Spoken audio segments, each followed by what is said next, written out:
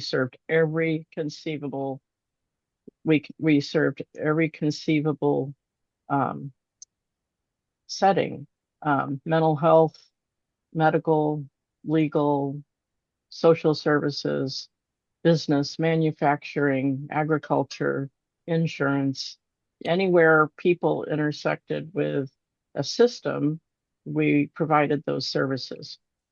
And I ended up closing the business as the culture was regressing back to not really honoring the 1965 Civil Rights Act that said that we are not supposed to discriminate on the basis of national origin, which meant that qualified interpreters had to be provided in many different settings, not all, but many. And I saw that unravel after we had made immense progress educating people about the 1964 Civil Rights Act, Title VI. And one of the things that I learned to do during that time was to help solve more problems for people navigating systems that were not designed to necessarily work for their benefit. Sometimes systems are lip service and not really delivering what they're supposed to. And it's a pet peeve of mine. So I wanted to say that because a lot of times I forget to mention what I did before, what my daughter and I are doing now. But it informs my work and it informs my ideas about the peace process and why it is that people migrate in the first place. Nations and policies make it so that people have to migrate. And nations and policies are what affect everyday ordinary people's lives. And we're the people, we're the ones who really need to reclaim our power to change things so that they work for everyone. The principal thing that we are doing is helping to build a world that works for everyone. So we're on the side of Buckminster Fuller in that idea that we want to help make the world work for 100% of humanity in the shortest possible time through spontaneous collaboration without ecological offense or the disadvantage of anyone. And that is what we're really up for. Peace is not enough. Peace is the prerequisite for the world working. And then we have to make sure that the world works, because peace doesn't last without the world working for everyone. All right, that's what I had to say. Thank you.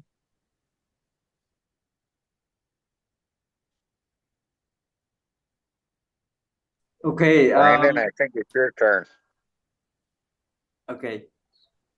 Sorry, I'm still struggling. I have went back and forth trying to go live. It goes live, but after a few moments, it automatically stops. I don't know why. Maybe I just need a few more minutes. Let's hear from Debra or Brandon. I think Debra should introduce herself first, because she has got 30 years of raw political experience. So, Debra, why don't you go first, and then we will hear from Brandon.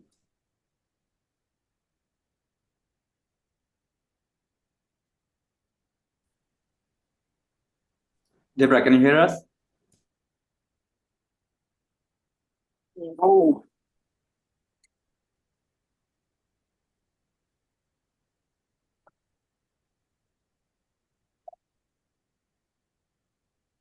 Okay, Debra, can you hear us?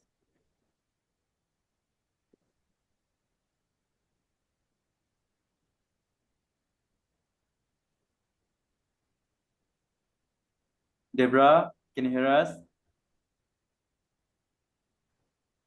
No, Ashfaq, I'm not here. No, I'm not here. I'm not here. Why you're not here? I'm not here. I'm not here because I had dental work today. Oh. So I'm not really here. I can't talk. Okay. Okay. Let's hear from Brandon then. Okay. What? Hello, everybody. My name is Brandon. I'm 37 years old. I live in Kingman, Arizona. Um, I'm with Bob there. I'm not college educated. I actually surprisingly failed my economics high school class in high school. Um, I have to say, up until November of last year, I honestly wasn't really had no like intentions of doing anything regarding like world peace or politics or anything like that. I've always felt like protesting for morality has always been, personally, I've always felt like it's almost like an uphill battle. Um, I actually designed a framework that takes morality out of the question. I actually don't believe that we can win on morality alone. Um, my framework actually, what it does is it's called the National Unity and Prosperity Act, but don't let the name fool you. It's not a proposal for legislation. What it is basically it's in its simplest terms, it's a land license debt for equity model that functions as a real estate refinancing plan for the entire country.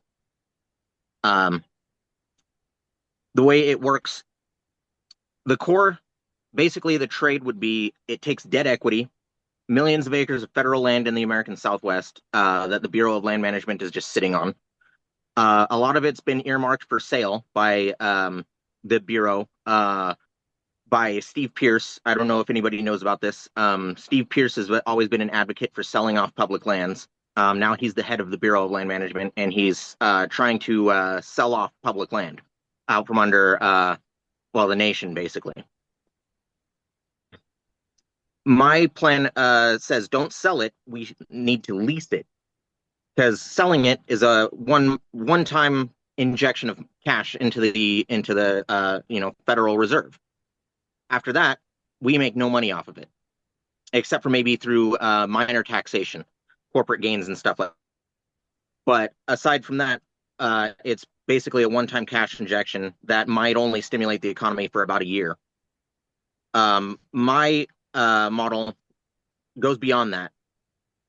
It can inject up to, after a decade of operation, it could inject up to $5 trillion into the economy without raising taxpayer funds or without raising any taxes on anyone. It would collect its money, its revenue through existing tax No, I'm looking revenue for how to streams. get my picture.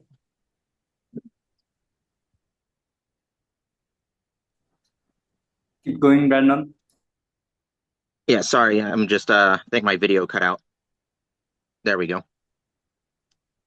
Yes, so what I was saying, sorry, one second. So it's not, like I said, it's not a proposal for legislation. What it does, it's an economic operating system.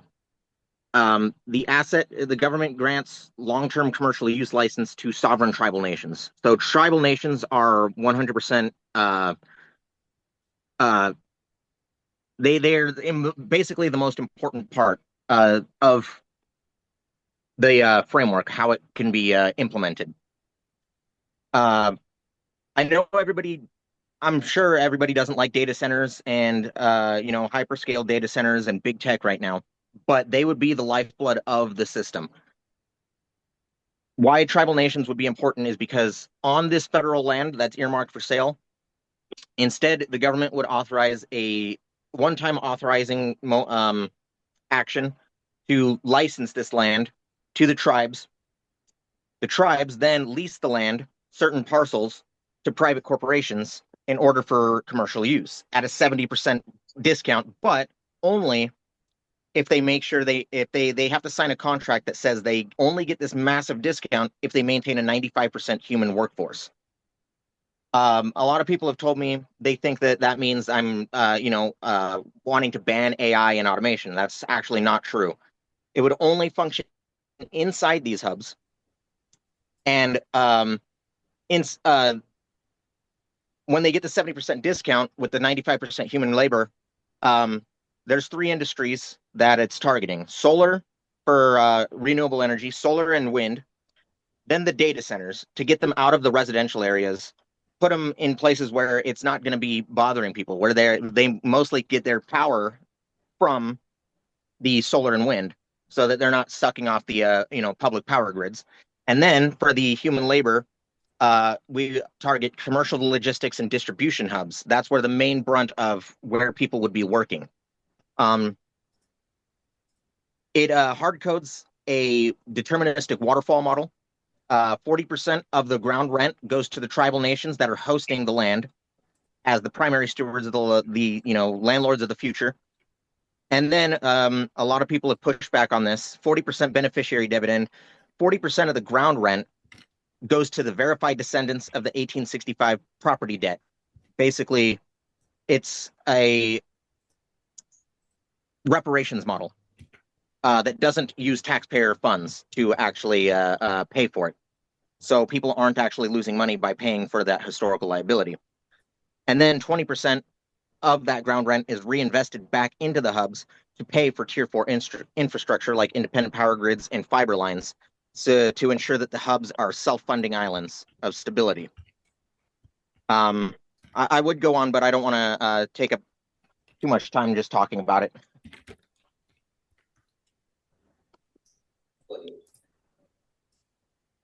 Okay, so I can see Bob's hand. Bob, you can go ahead. A couple of things about the promotion of AI data centers and this sort of thing.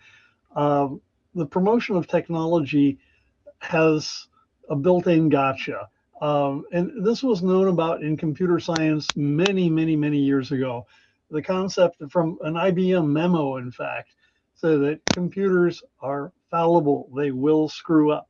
Therefore, do not give them any command responsibility over any critical functions. Now, we are told that there will be self-driving taxi cabs in the near future for us. And because machines screw up, there will be things like maybe the self-driving taxi cab makes a mistake and so much as runs over a stray dog or something, or for heaven's sake, kills a pedestrian.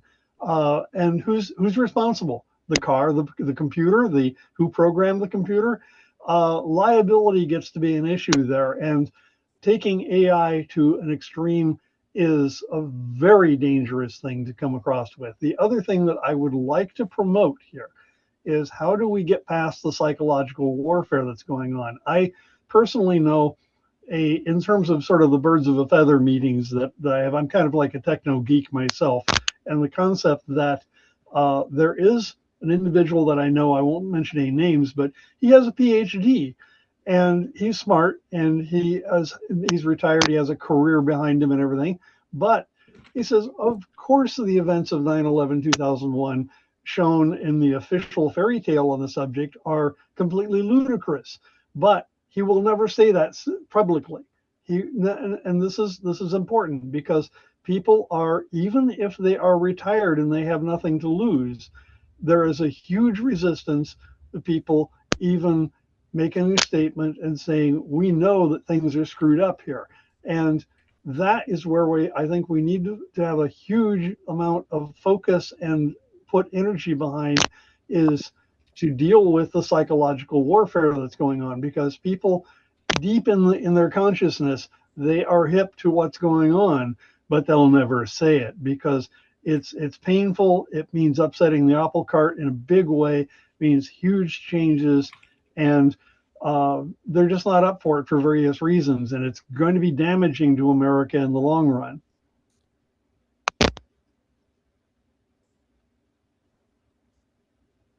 Okay, so Brandon, do you want to say anything to that?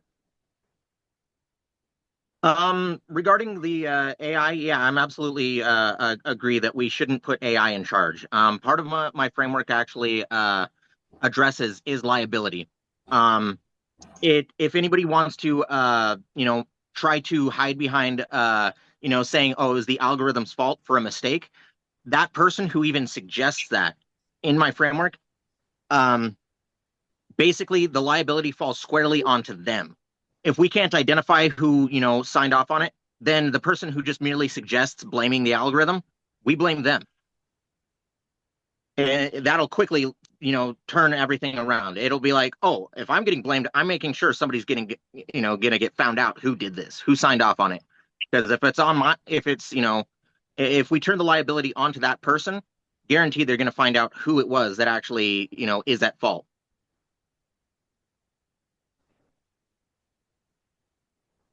All right. So, does anybody else have any questions or want to add anything to the conversation, or should we move towards our end goal, like trying to figure out a way, a small action that we can take today to, yes, Jackie. So I have a question for you, Brandon. What would it look like to get one tribal nation's legal counsel or one economist to pressure test this before we actually try to build on it? All they would need is to go to the GitHub repository and they could just read about it there. I have documentation. It's called the Memorandum of Sovereign Understanding. The tribes, it's a non-binding agreement. All it just says is that they are willing to partner with the framework in order to identify parcels of land that they would like to use for commercial development. That's all it is. It doesn't use reservation land. It doesn't use sacred sites. It doesn't. It only targets 24 million acres of the 245 million acres that the Bureau of Land Management currently manages. The law that I've looked up that would allow sovereign tribal nations to actually do this is called the Indian Tucker Act. It's 28 U.S. Code Section 1505. It's a special law that it states that the United States Congress has waived their sovereign immunity in cases of money mismanagement or asset mismanagement in the cases of sovereign tribal nations. So they would be able to take this, I call it the sovereign tow truck. They would be able to send out a tribal law firm could send out what's called a notice of strategic opportunity, basically saying we're earmarking this land, this 8,000 acres. All it would take is one pilot of 8,000 acres. They say we're opening it up for reservation. Reserve your first right of refusal right now. You get a priority timestamp for when this land is open up for lease. You get first dibs. But in order to pay for this reservation fee, it's $25,000 per 100-acre block. Corporations, it would create fear of missing out for corporations. Well, here's actually, Brendan, my question has much more to do with what the real people in indigenous nations would actually, how they would really receive your idea. First of all, yeah, white people have had a long history of telling indigenous people what would be best for them and what would be best for them to cooperate in. And before proposing this as the framework to undergird the peace framework that Ashfaq's proposing here, I would vet it first against real people and real tribes and see who actually would agree with your framework. And if you don't do that work first, then presenting it as the framework that will reinforce the peace framework might not work so well.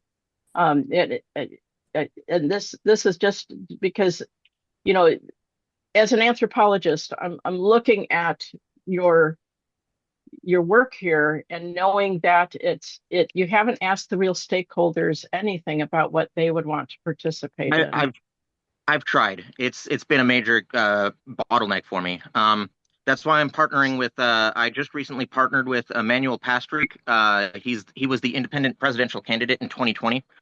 I'm working with him right now in order to get this basically to the stakeholders that need to hear it. Every article I write, I always tell people I can't do it myself. I need help getting us to the right stakeholders. I don't have the institutional backing. I literally live off of EBT in the Arizona desert. I have no personal vehicle. So getting this to the stakeholders that need to see it has always been a major bottleneck for me. So this is the thing, is that if you reach out directly and ask them what they actually want and need, then you might get farther. because there's an awful lot of assumptions going into your framework that need testing before you've got a working framework. And I'm Well, only telling you this because when you get real people involved, they're the ones who need to have input and ownership of it. And you're not providing a pathway for that. If you're asking other politicians to try to bridge that for you, that's not the same thing as you going directly to them and asking them what it I is that don't they have the want. resource. I don't have the ability to do that. I'm my phone is getting cut off next month. I have $130 a month in order for like just for groceries. I don't have the resources to do that. I've tried So I would, contacting them and so you remember what the airlines tell us, the flight attendants, put your own oxygen mask on first, and then help the ones next to you. And this is a struggle for people in the peace movement generally, because we tend to be self-sacrificing of our own well-being before we uh, before we take care of ourselves. We're trying to solve world problems, and we're not resourced properly, and then well, we're not I should connected properly. So I I'm just should saying, take care of I you should point first, out. Brandon. Yes, I know. It's been very difficult. I've applied at over 200 locations here in Kingman, all the way as far as 100 miles away to Prescott, Arizona. I'm trying to get employment here, but it's not working. That's why I'm trying to push for this so hard. I do All have to right. mention that if the United States doesn't take it seriously, I am in contact with Nigerian economists and analysts for a Nigerian adaptation called the NUPA Nigeria. Um, they're not ignoring me. They are actively looking for a roadmap for deployment. And the way it works is if it gets deployed in Africa, in West Africa first, it has a massive chance of vaporizing the United States tax base, like bar none. They would if it gets implemented in West Africa first. I know people don't believe this. They think, oh, that could never happen to the United States. That's exactly what the British thought before the United States deposed them as the economic superpower of the world.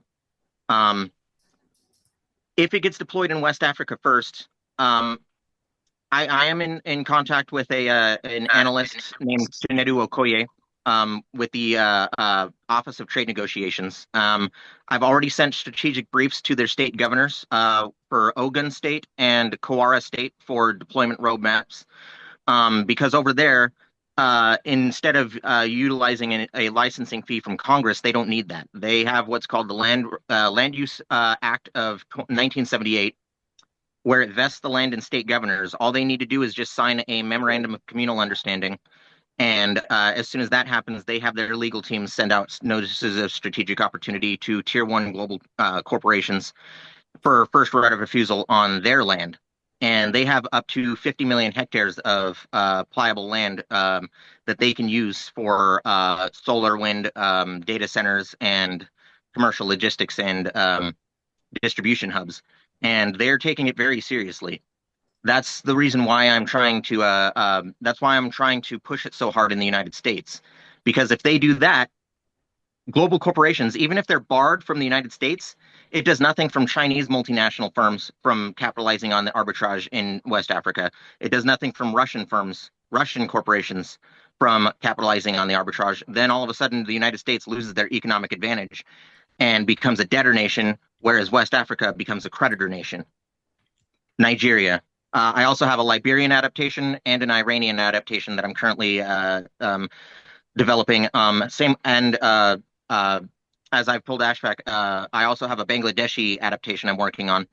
I'm also developing versions for Ukraine, developing versions for Uganda, Ghana, developing versions for Russia, South Korea, um, uh, developing versions for China, Taiwan, Japan, and the latest one. I was talking with somebody about an adaptation for where was it? Sorry, I can't remember it at the moment. Egypt.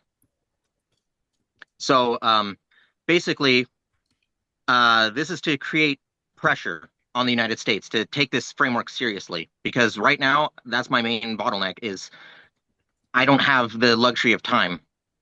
I don't. This is an implementable solution right now, and that's why I need people's help to network to get this to the people that need to see it, because I can't do it myself. I've tried, and I've just been ignored. I've been met with silence. So I don't have the institutional backing. I don't have a college degree. I don't have, like I said, up until November of last year, I was completely off the map. I was completely off the grid. I barely had a social media account. So I've been having to build from zero, like absolute zero, with no money, no funds, no resources whatsoever. Well, Are you complete, this is Brandon? go ahead. And I was just going to say that I'm looking for a different platform where we aren't good guys, bad guys, victims, persecutors, and then rescuers. Because as long as we're in that model, we will never get out of this spiral.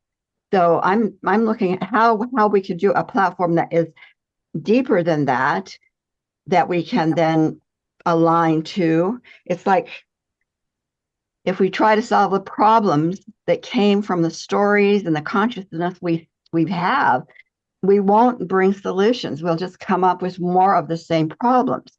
So it's like if the codes are what's different, not the patterns. If we go after the patterns, and this is the patterns, and we don't see that the patterns lead us to our own personal codes, our own personal inner constructs. If we don't go after that, then we'll keep spiraling, either being the victim of something or the bad guy of somebody else, or living in maybe I can rescue. So that's where I think we need to start is what platform are we working from?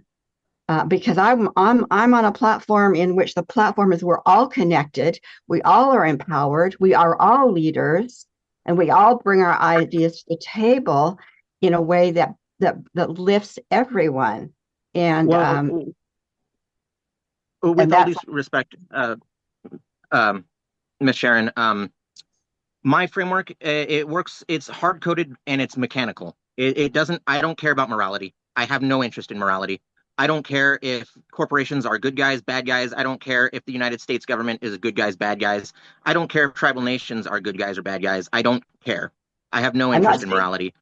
I'm not speaking to yours specifically. I'm speaking to a platform in which the goal is agreed upon, and then this works. It takes multiple pieces to bring wholeness, a collaborative, integrated, complementary model. And so, but if we're on, any of us are still on that platform where we are a victim, or we are the rescuer, or we see lots of bad guys, that's not where I want to play. Well, that's what I'm saying. It's not about you, Brandon, specifically. I want to see what's the sandbox we're going to play in. Thank you. I understand. That's actually exactly what my framework is it includes everyone. It's meant to protect everyone from one of the biggest points that most people aren't really thinking about is the AI displacement. Most people are not really thinking about AI displacement, employment displacement. The U.S. government believes that by 2030, 40% of most people's jobs will be replaced by AI. Whether economists want to argue about that on the internet or not, the U.S. government believes that. And if that happens, that's the domestic tax base right there. 40% of Americans losing their jobs would be catastrophic. And they're talking about trying to employ an AI tax. How? AI don't pay income tax. They don't pay payroll tax. If you just try to tax the rich are just going to move away. They're just going to take their all their stuff, and they're just going to leave the country because they're not going to want to pay something that's that restrictive. They've always done it. That was the whole point of outsourcing in the late 20th century. They were hit with massive regulations, and they simply left the country. They said they didn't want to have to pay such high wages. They took their factories and they left. Now we're back for some reason. We have municipal governments thinking that they can lay down heavy restrictive AI bans. And what's happening? those AI data centers aren't just sticking there and taking it. They're just saying, okay, we'll move our data center to Ohio. We'll move our data center to Florida. We'll move our data center to Texas, where there aren't such heavy regulations. If those states start banning them, then guess what? Then they're just going to say, okay, we'll take our data centers to Mexico. We'll take our data centers to Canada. We'll take our data centers to Brazil. We don't care where it is because it's global. You'll still have to deal with the fallout of, the very catastrophic problems that you're creating. And you're not going to collect taxes from us because we're just going to take our stuff and leave the country. I know that we have certain things to prevent that, like exit taxes. But there's no actual enforcement mechanism that the IRS can actually do because the IRS is a national agency. They're not a global agency. They can't enforce exit taxes on intellectual property that has just simply fled the country. Okay, thank you, Brandon. Let's welcome Dawn, Will, Barbara. So, Dawn, tell us, I mean, if you feel comfortable, you can tell us a little bit about yourself so that we know each other. And then, so the basic agenda of this meeting is trying to figure out if we can find a way to bring or establish peace worldwide. I have written a framework, Brandon written a framework, and we all have done a little bit from our personal spaces, but it's time we should, do something collectively, like doing, like collectivizing our consciousness to, get rid of the old system that is not serving the ordinary people and create something from scratch. I don't know. I mean, I am not the smartest guy in the room. I don't know how to write a constitution or how a country exactly works, but I do have a little bit of knowledge. I am a applied sociology grad, and I studied societies, religion, and all that thing. Anyway, let's hear from Don. If you are interested. If you are not, then we will move to Will or Barbara. If none of you are interested to talk, then we'll move back to the frameworks. Okay. I don't know if you can hear me. Yes, we can hear you. Okay. Well, I'm just a retired businessman and was middle management for many years. And my ideas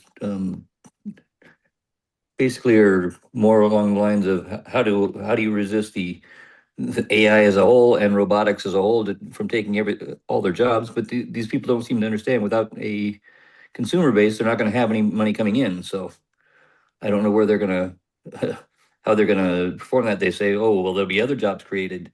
Okay, maybe not for us. Anyway, that's all I have to say at the moment. I have many ideas, and I'm very well read, but not as highly educated as most of you guys.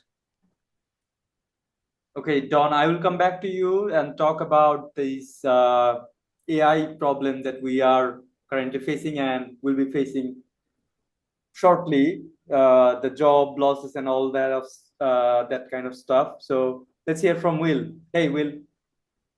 Hello. I'm a retired, I was in finance, certified financial planner. I've been actively engaged in my community for the past 45 years as a volunteer on everything from lacrosse coach to board of directors for ballet, board of directors locally for the Juvenile Diabetes Research Foundation, politics. I've run for office and won because my opponent was arrested by the FBI. Run a bunch of other times where my opponent was not arrested by the FBI and lost every time. So there's probably a message there about how I campaign. But I currently send a postcard to 26 of my neighbors. I don't really know them. We're not friends. They're just my neighbors. They're physically in my proximity on my street and in one other street.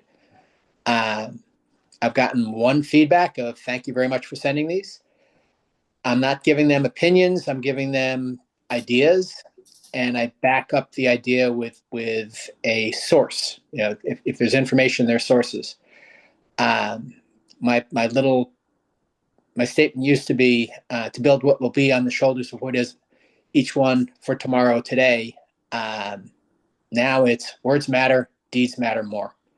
And I am fed up with political, social, corporate, religious leaders who say they are for everyone, but their deeds are diametrically opposed to their words. Somebody wrote something just about, I'm from New York, Senator Gillibrand of New York, and I wrote a piece back that 2 years ago she ran on a campaign slogan of "for the people," but the deeds of her legislative history are, in my opinion, not for the people. You've got to add in another word, for the wealthy people. My wife and I are not wealthy. We're not poor. We are very much successful, retired, middle-class Americans. I want to build coalitions around me of not like-minded people. I want unlike-minded people. I love having conversations with people who don't agree with me, but want to sit down and have a conversation around, I can look out my window today. It's 91 degrees. It is a clear blue sky day, and you cannot see the sun because of the smoke in the air. It is a dark, cloudy day, but there's no clouds in the sky. I want people to sit down with me and say, not whose fault the fire is. I don't want to argue about what climate change is. I want to argue about how are my nieces and nephews, don't have kids, how are my nieces and nephews and my friends' kids going to survive on a planet that we're incinerating? How are we going to eat if people don't have, if farmers don't have fertilizer? How is our farming system going to survive if we put so much fertilizer down that we pollute the water? So you have states like Iowa where it's an economic disaster, and people can go to a football game and cheer the hospital funders for the children's hospital next door that treats cancer. But the funders of that hospital are the very people putting the pollution in the water that creates the cancers in the first place. I want to sit down with people and look at where we are. Where do we want to be? You don't have to agree where I want to be. I don't have to agree where you want to be. But not talking, neither one of us is getting there. And we're just going to screw it all up worse than it already is. And I could go on, and I will stop there. But words matter, deeds matter more. And I am sick of especially political leaders whose words speak one thing, whose deeds speak very loudly elsewhere. Thank you. Will, I am with you, man. I am that kind of guy who loves brutal honesty. I don't like people who sugarcoat things, just to be around you, to suck your energy out. So I would love to have more conversation with you about what we can do. So I hope you are on Substack. Yep. Okay, so same name, Will Cass, right? Well, Will's my middle name, but I don't know what my Substack's under. Okay. All right. Alan Williams Cass. Alan, okay, I really want to have a conversation with you when we are done. So Alan, yeah, ALAN, William with an S on the end, and Cass, CASS. Okay, William. All right, I got it. Yep. I just subscribed you. I'm not sure if that's the right person with the white. Lying on the ice. Yes, exactly. That's me up in the Arctic. Okay, wow. You've been in the Arctic? 4 times. Wow, amazing. I absolutely love the Kingdom of Ice. Amazing. So I can see Jackie's hand for quite some time. Jackie, why don't you come up and say?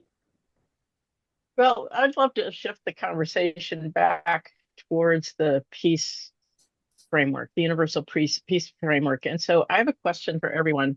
Maybe we can go around and each one of us just say one thing, name one line or one pillar from the peace from the peace framework that surprised you, or that you think a skeptic would grudgingly nod yes to. And if we just start there, one of the things that I'm interested in is, how do you make the pillars real? How do you bring them into life? And I completely agree with grandmother Sharon there. The, the what she was talking about, the perpetrator victim rescuer triangle, that's called Cartman's drama triangle. And it's what we need to escape from, because it's what keeps regenerating trauma around the world and personally. And so much as we say, well, we want to stay away from morality, actually, this is psychology, it's neuroscience. And I would love to see what the pillars are in the peace framework that Ashfaq has put together that will help you uh, look at what a skeptic would answer, or uh, what surprised you that you hadn't really thought of before, but that could be something worth pursuing. And then how do we make it real? But let's just start with that. Ashfaq, why don't you got it up on the shared screen, so take it away, sir. Okay, before that, actually, Jackie, before we all started, Sharon was here, and I'm not sure if I asked the question after you came in. The question is pretty important. I mean, I kept thinking about improving my framework, and that one question kept bugging me and still is keep like bugging me right now, which is, why does evil people like Putin, or like the Russian warlords, can have mercenaries, armies, private armies of mercenaries? Why good people cannot, ordinary people cannot have a force that's like there's only there to protect the people, not to, their job is to de-escalate things, not to escalate things. But if you bring a knife into a gunfight, that means you're losing. So the reason why I'm not supporting violence. I know that an eye for an eye is not a good option because the whole world can go blind. But when your enemy has guns and you have nothing to protect yourself from, that's a problem. So let's come back to the foundation. I'll come back to the pillars later. Let's talk about the foundations, which is number one is end occupation. So before we agree on any of the pillars or anything, we actually need to make sure that we try to do whatever we can to end all the occupations. Okay, so there are a few guidelines here, but I'm not gonna go into those. And then there comes asymmetric fairness, which is, let's take Israel and Palestine for example, or we can even take Russia and Ukraine. Okay, so Russia is the like bigger, more economic entity. Okay, and if that bigger power forces the small power to pay the reparation, that doesn't like mean anything. I mean, it's a stupidest rule you can ever hear, but that's what is happening throughout these world peace conferences before NATO or what do you call it, UN existed. We have witnessed that these elites, they form up and they exploit the weak, they extract from the weak, and we need to come up with something that actually stops that. So we cannot have asymmetric, like we need asymmetric fairness, so that the people who have more should pay more. The people who doesn't have much will only pay a little. Okay, so let's go back to colonial accountability. So we need to address, like, the Balfour Declaration in 1971 is probably the reason we are seeing all this chaos happening right now in the Middle East. Okay, so United Kingdom is not taking any, like, responsibilities. I mean, they don't have to actually. All they have to do is just come to terms with peace. Okay, so colonial, after we talk about colonial accountabilities, now the pillar comes. Okay, if I have to summarize this, the price of war, if it's expensive to, so let me actually give you an example from Second World War, where Switzerland was like in the middle of the whole World War II, but nobody could conquer them because they saw it coming 10 years ago, and they, planned. They made their whole country a fortress. They planned bomb on the bridges. So they made the takeover expensive. Okay, that's why, I mean, they try, even through all of this, attacks came from both the allies and Axis, but none of them could break Switzerland down because of their, planning ahead. So and this point actually tells you about that story, that if we make the price of war expensive and peace cheap, then it could work. Okay, and then there's a few, like, how we can make somebody accountable. Okay, for example, we need to hold Israel accountable for the genocide it's happening, or maybe held accountable Russia or Putin even. So how do we actually we can like make them accountable for their actions? Okay, so Brandon's NUPA framework actually talks about this sovereign wealth pledge, which is countries will come together, they will pledge a fund to this peace effort, which will be used to force or whatever the geniuses come up with, that I don't know, but this is important because now you have a fund somewhere that can be blocked if you attack somebody. Okay, so then we have citizen felt financial penalties, which, I mean, it's like self-explanatory, which is basically citizens also feel the impact, so that they create a pressure towards their politicians, so that they stop the wrongdoings. Okay, and then there's travel and identity penalties. So, for example, Trump started the war illegally. Okay, Now there's UN, but they are not putting a travel ban to Trump or anybody, you know? So that's one of the things.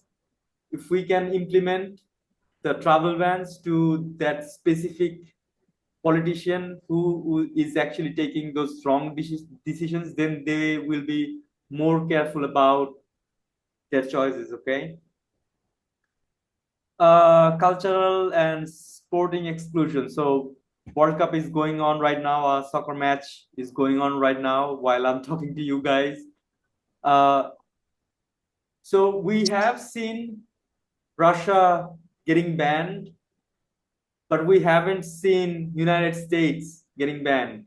FIFA is actually, you know, like they are not also fair as well. It's not just United States. There are other countries that are in war, but FIFA, they probably just care about money, okay? And then there's academic and research quarantine, defense industry, conversion penalty, personal decision maker penalties. So all of these, insurance and shipping, all of this comes under pillar 1, okay?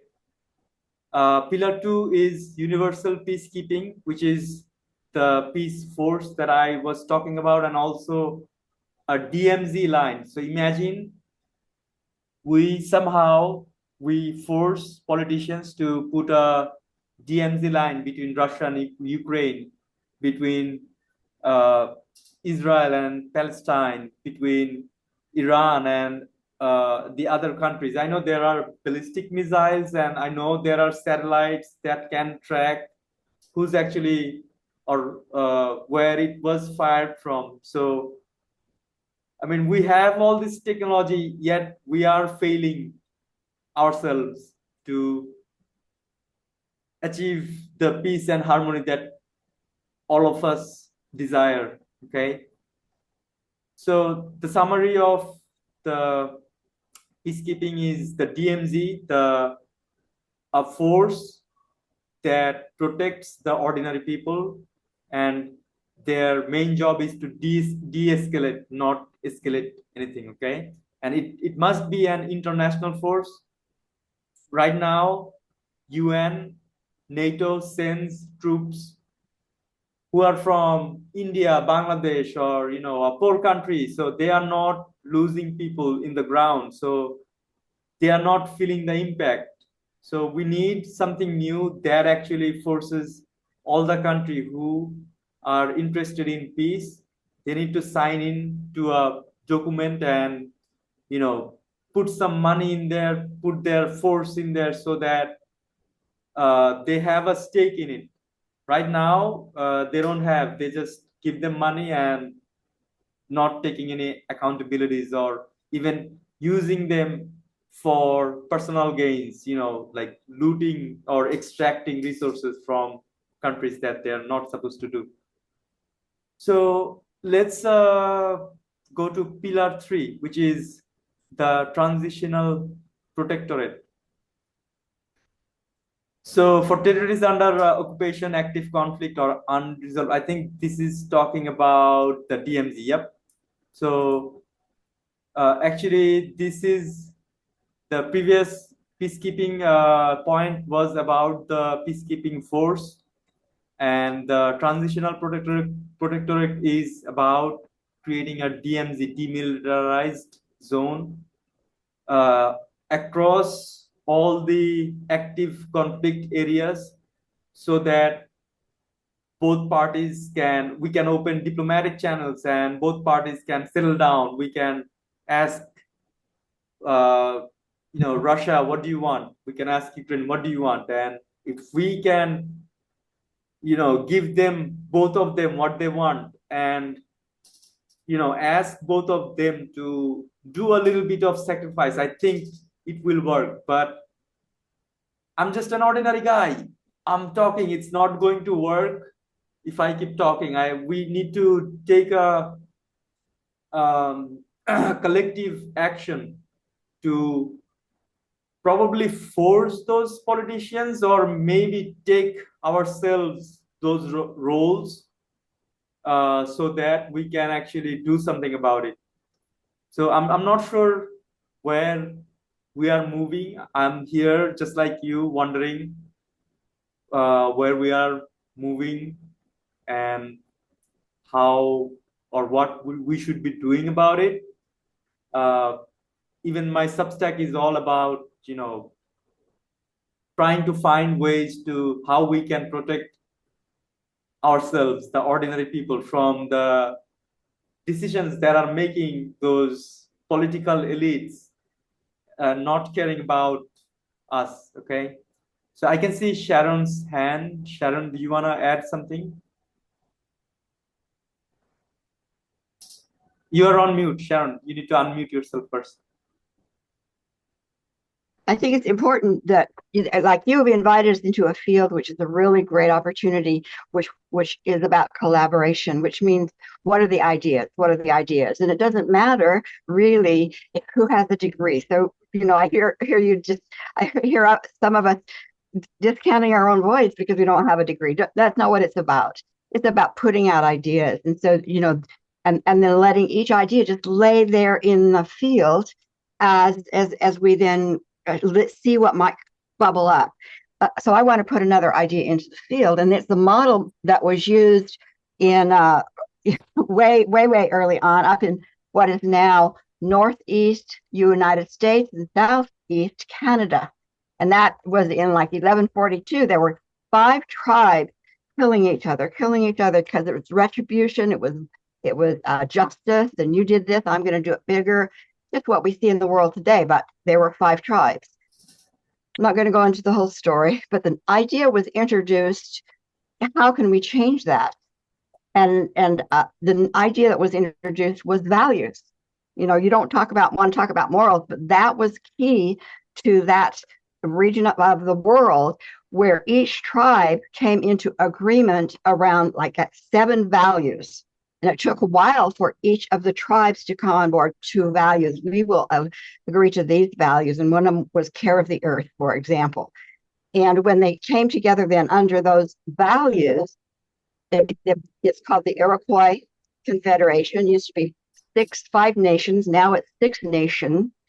And the agreement was we will live by these values, both personally, community-wise, family-wise, nation-wide. And if we're out of sync at any time with those values, a person would be called out of good mind. So if I get angry at you and I want to like punch you in the face, I'm out of good mind. And so it's my responsibility to get myself into good mind. So unless we have, we can't force anything on anybody else. Who and where could those who want to live by certain values that might start with a community and then a family and then a community and then maybe a state and then state to state. That's the model, and they've lived by that since 1100. And granted, they have the ups and downs, that out of good mind, but the commitment also is to bring themselves into good mind. I was in a conversation with a woman. They live the same way, but in the western part of Canada, and in her tribe, she says as soon as, and the other thing was women were the guardians of policy. That's what was left out of our United States Constitution and words. But as soon as any conversation around family or in council, if one person gets triggered out of good mind, everything stops, respectfully stopping everything, going about life while that person that says, I'm out of good mind, I need time, until that person got themselves back in. So, I think we really need to look at who's going to agree. We can't force the pillars on anyone. The pillars might be really great, but we can't force it anywhere. And if there's not agreement, then there's force. And so that's just my take into the field. Thank you. Okay. Jackie? Yeah, I just absolutely have to follow that beautiful talk up. Grandmother Sharon is absolutely right. one of the things that we know is that all human thinking is values-based. The brain actually categorizes based on value. This is the work of Gerald Edelman, who was a neuroscientist who received a Nobel Prize for his research in his theory of consciousness. And what we understand is that even if your values are based on just survival, and for you, Herbert Spencer is the one who coined the phrase survival of the fittest. That was not Charles Darwin, you guys. We think it was not. Charles Darwin actually wrote the word love 95 times in his books. And he was more interested in human emotion and relationships. It's what he studied before he came up with his theory of evolution. And Herbert Spencer was a bigoted philosopher, a polymath. So he's very smart, but he was justifying the status quo of domination of white males over everybody else. And so he coined the phrase survival of the fittest. You put survival of the fittest and competition as the driver of evolution, which was Alfred Russell Wallace, not Darwin. You put that together with Thomas Malthus, the economist, who founded our modern economy of scarcity and businesses using artificial scarcity to drive up profits. And our entire society globally is based on a foundation that is false. It's based on scarcity that our Created. Buckminster Fuller proved that there is actually enough food to keep up with a much bigger population than what the Earth even has now. And of course, we're now declining in population on the planet. And Buckminster Fuller also proved that there's enough energy on the planet to power everybody. The only trouble is we lack the will to distribute our resources for energy and food for the whole world when we could do it better. And who benefits from that? That the real question is that the people who are run by values that are mine, everything's about me getting mine, and you don't get any because I want to have more. We can think of Elon Musk in this situation, can't we? And when you run on that thinking, and then you have the power to put money into politics and control the rules that everybody else has to live by, then you consolidate your power and your wealth based on a false model. So I'm going to tell you that I write about this in our book, Mental Freedom, Mental Sovereignty, because the book also addresses peace and economics in how we need to move towards what we call the dignity economy. But to get there, we have to acknowledge there are 4 myths that we're operating under. This is the container, the rules of the game that everybody's playing in business, economics, the law, even healthcare. Everywhere you look, you'll see these rules and this foundation in play that, first of all, we're separate, that what happens to me does not affect you. And yet we know, even through quantum physics, that there's quantum entanglement at that level. And on a realistic level, there are effects for the climate, for economy, for migration of people across borders, where capital is allowed to move freely, but people are not. Excuse me, how does that work really?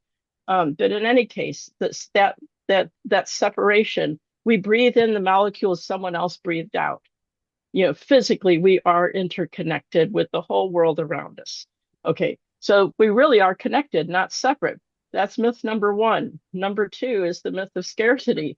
And the myth of scarcity is what I already mentioned, saying that there isn't enough, when actually there's enough for sufficiency for everyone to have all their basic needs met and then some, and for the planet to have what it needs. There really is. But we're operating as if that's not true. And then we create artificial scarcity so that businesses can create more profit. For who? Just a few people. And then number 3, the third myth is the myth of not being enough. This is the one that's going to hit home with some of you, because as you're struggling in your personal life, the belief that is building up, the evidence you have is that you're not enough. And because you have this operating system of not being enough, that you might focus on things over here and not take care of you, not think outside the box enough to take care of you.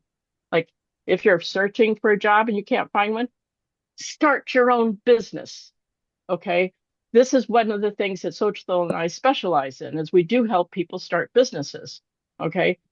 And I've been self-employed for 34 years. I can tell you it's not always been easy. However, there's more freedom in being a business owner than there is in being an employee. All right. So, but this being not enough drives us to make decisions where we don't eat right, we don't exercise, we don't sleep right, we sacrifice our health because we're so worried that the things are not going to work out. The world's going to hell in a handbasket, and we have to do something right now. Well, that fires up your nervous system to keep you in a survival mode where you're actually easier to manipulate when you're in survival mode. And your health suffers because your cortisol levels and other stress-related hormones make it so that your body is in more inflammation, including your brain. All right. So get rid of that myth that you are enough with what you have in the time you've got right here, right now, because you're a human being and you have a mind and you have a heart and you have hands and you have feet. And you can take care of you first, put your oxygen mask on, and then do the work, because you will be so much more effective doing the work when you take care of you first. So you are enough, and everyone is. If you're a human being on the planet, you are enough. Period. The last myth is the myth of undeservability. And this is where the not enoughness comes into play. When you don't feel like you deserve to have what you need and to have what you want. And when you also then have the corollary belief that other people don't deserve. This is how welfare became a dirty word. Welfare originally meant well-being, and it was our government's job to provide for the welfare of the people, and it meant something positive then. Now, the right wing has decided that, well, there are people who don't deserve to have anything, and they need to be punished for not contributing enough to our profits. They're not productive. They're draining the system. And so they don't deserve to eat or have housing. And I call BS on that. Everyone, if you're a human being, you deserve. Doria Cordova, who runs the Money and You program for the last 42 years based on the research of Buckminster Fuller and Edward Deming and other amazing minds. She says all the time that the biggest problem with human beings is the undeservability. Because when you don't feel like you deserve, you take. You take from others and you don't give to yourself in a healthy way. And your relationship with yourself and with others bleeds out into all of these bad behaviors that are not good for anyone or the world, the system that we're in. They're not good for peace. So if you think that morality has nothing to do with peace, you're absolutely wrong. It has everything to do with neuroscience. It has everything to do with our interconnectedness, and it has everything to do with how we affect each other. If you are not familiar with the Heart Math Institute that's been doing research for over 20 years, maybe it's 25 or 30 now, I've lost track.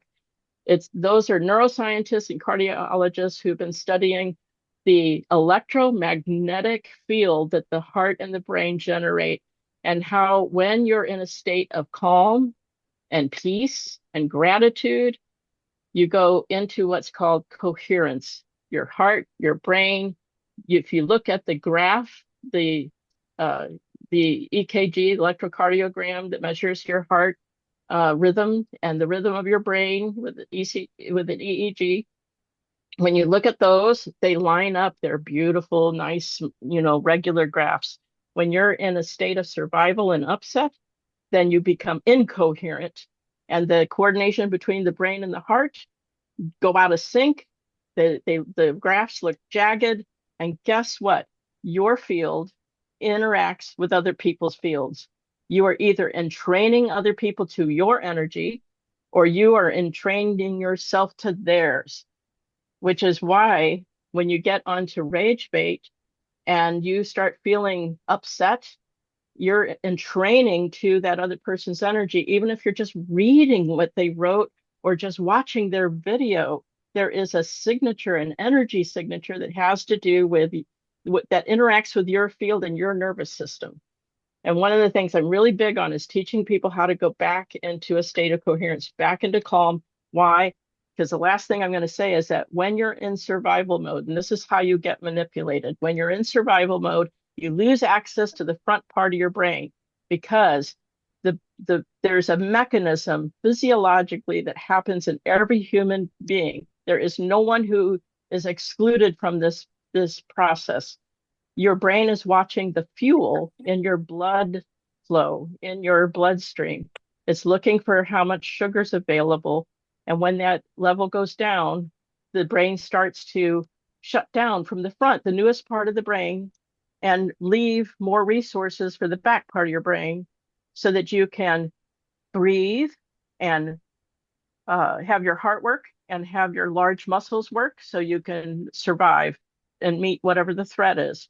But that means you lose access to the conscious choices you have in the front part of your head. This is your executive brain function, your executive brain center. And when you lose access to this, you go back to the knee-jerk the knee-jerk survival strategies you learned in childhood. And I know I've been talking a long time, but I need you to get that part of why we don't have peace is we are being manipulated and controlled by keeping us in upset and divided and at each other's throats. So we're fighting each other instead of going into conscious choice and conscious action. Okay. So I'm sorry, Ashfaq, I took too long to speak here, but I had a lot to say. And I will turn it over now to you. Jack, you can speak as long as you want because it matters. And I can see Dawn, Sharon, they're nodding their heads. That means you are telling something important. So you can keep going if you want. Otherwise, we can move to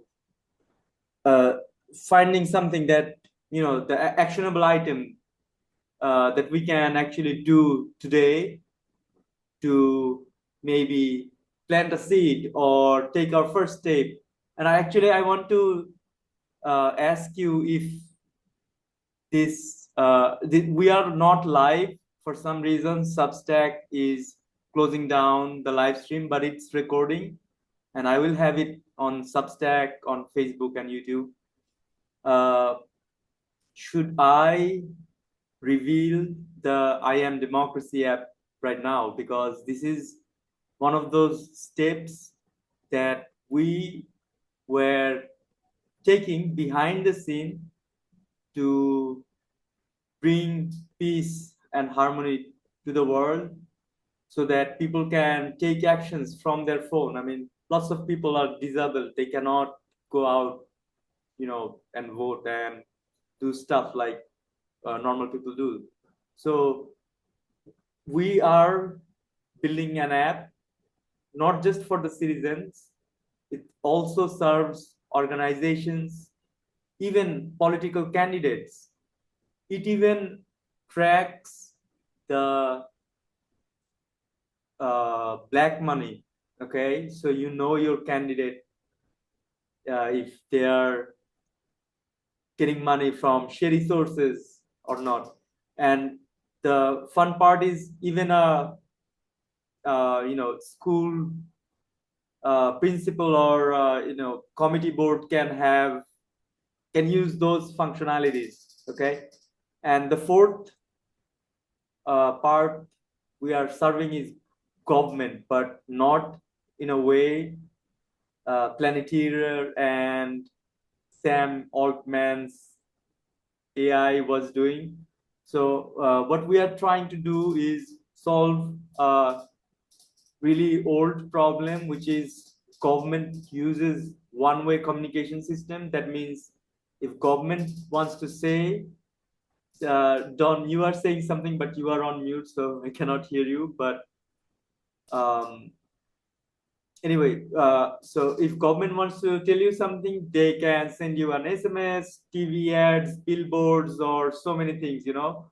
But if you want to say something, what you have to go to a politician or to a board of supervisors meeting, or you know, to a place where you have to sit down throughout your whole day. You cannot do much on that day, and even when you get a chance, you speak up, and like there's no guarantee of uh, you know, getting your message out to the people and solving your problem. So what we are trying to do here is trying to solve the problem where we, the ordinary citizens, have a place where we can write something, and AI will actually take those data, filter it down. If it's a bad thing, it will automatically reject it. If it's a good thing, or if it's something urgent, it will show to the government authorities. Like, for example, it can be like, okay, 50,000 people or 5 million people are talking about this specific issue. You know, like 30% of the population is talking about this issue. We need to address this and that. So there will be analytics and all of that, but this will come later. So Jackie, should I share my screen? I mean, the app is not ready, but we can give you a sneak peek here. Oh, yeah, It's a good yeah, idea. absolutely. Yeah, absolutely. And I also I have a little process that I'd be happy to kind of take us through about the pillars and how we can use our minds to help make the pillars real and take action to move those move towards at least one of those pillars. But first, yeah, please go ahead and show the software you've been developing. Okay, so Jackie, Zochiril, me, and AC, four of us are the co-founders of something. Right now we are calling it I Am Democracy, but the name can be changed later. We are just right now creating the infrastructure. Okay, so this is the landing page. Actually, this is not the landing page. This is the app login page. But if you come to iamdemocracy.net, it will tell you about what we are trying to do. Okay, dark money lookup, the team, newsletter, yada yada yada. But let's actually get inside to the app and see what we have built so far. So the reason why it just came up like this is because I was already logged in. So I need to actually sign out. Hang on. You know what? Let me just open up a new window and show you from the scratch. Okay, let's try this profile. Let's type in.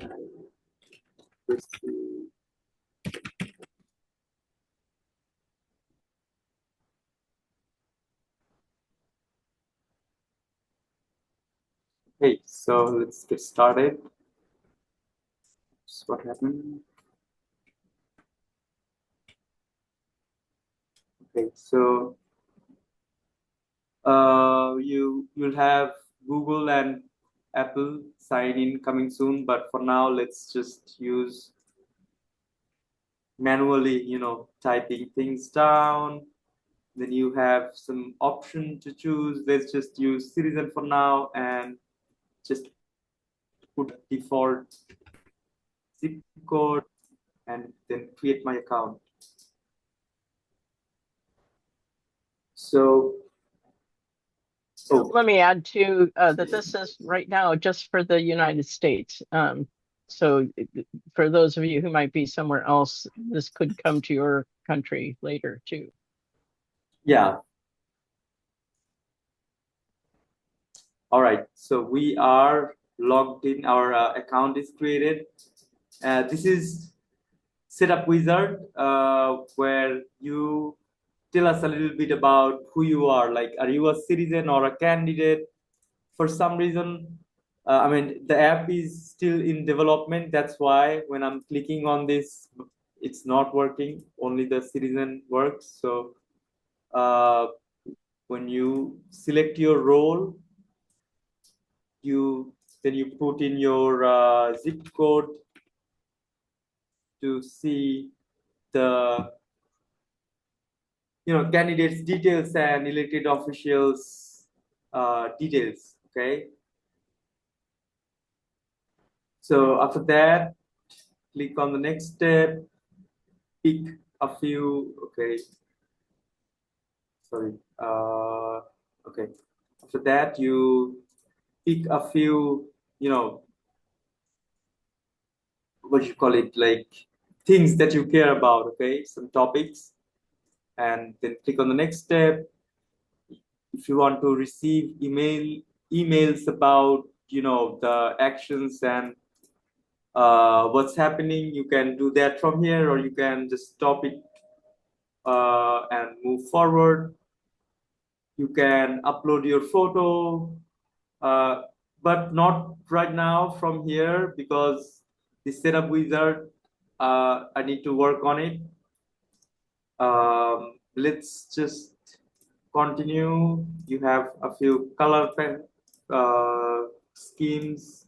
Let's just go with this one, and done. We are ready to see our first action. Okay, so let's see what we have. I can see Zochitil's hand. Zochitil, if you have anything, you can just unmute yourself and speak up.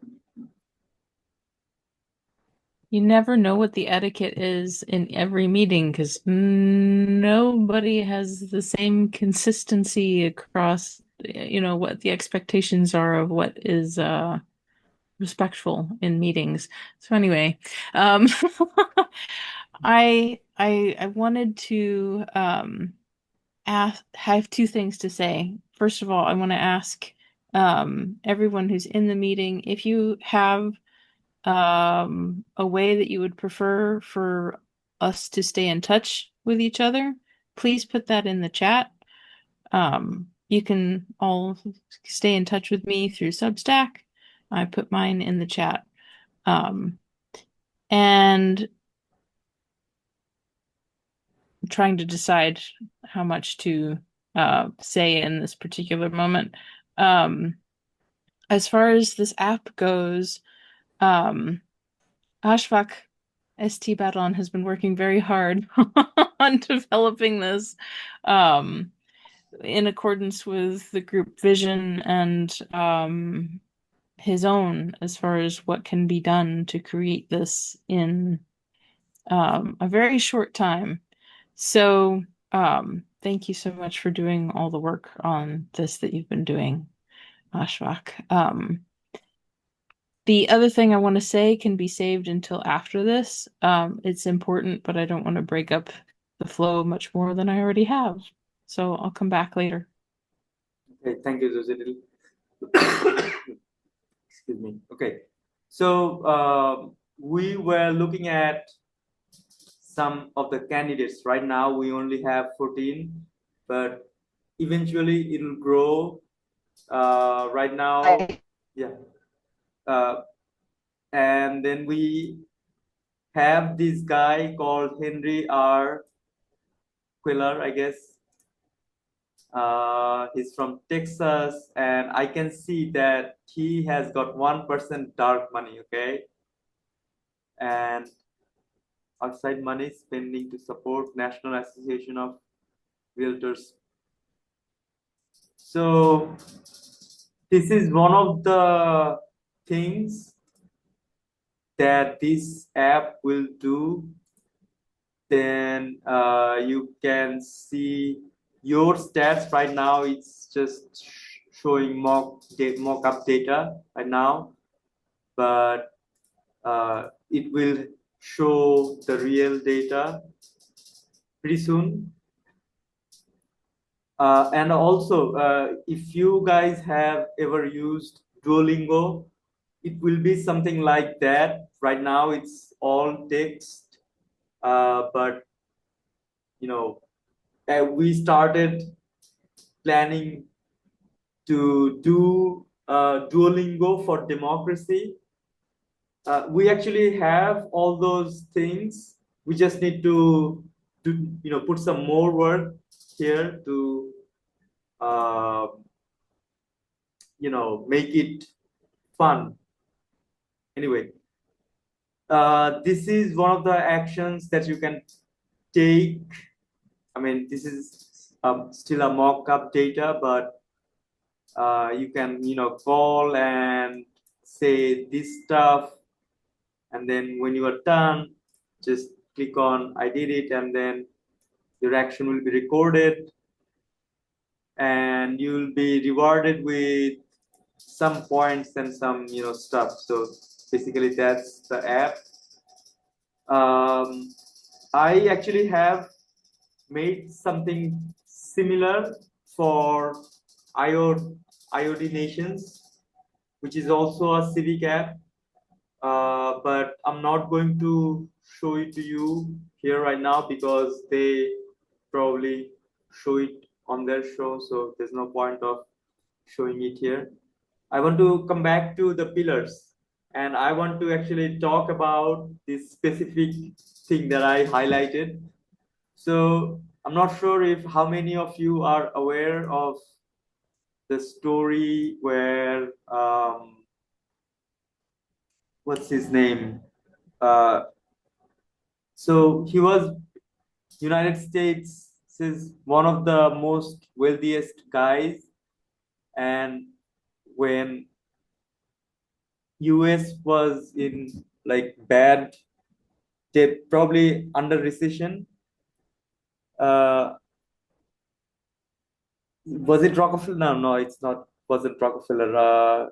Probably J.P. Morgan or somebody that I don't recall right now. But what he did was he, called in all the bankers, all the finance related people, and locked them in a room and told them that I will not open this door until you come up with a solution. And I actually made a fun cartoon out of it where religious leaders, calls in to the politicians and lock them in a room and tell them, if you don't stop war, if you don't come to term in peace, then we are not like it can. We will give you food and water and everything you need, but you have to make peace. Okay, that's just one of the ideas. Then we have lots of sub under each pillar. We have lots of sub actions, or I don't know what you want to call it, but there are a few things. For example, the children truce is no operation within the line of sight of school during. I mean, this is right now written somewhere as a law, but nobody's following it. So I'm here to find out what we can actually do to stop all this madness. Okay, it can be a simple thing that I don't know yet. We may figure it out while we speak. So this is something. Hang on, somebody is calling me on Facebook.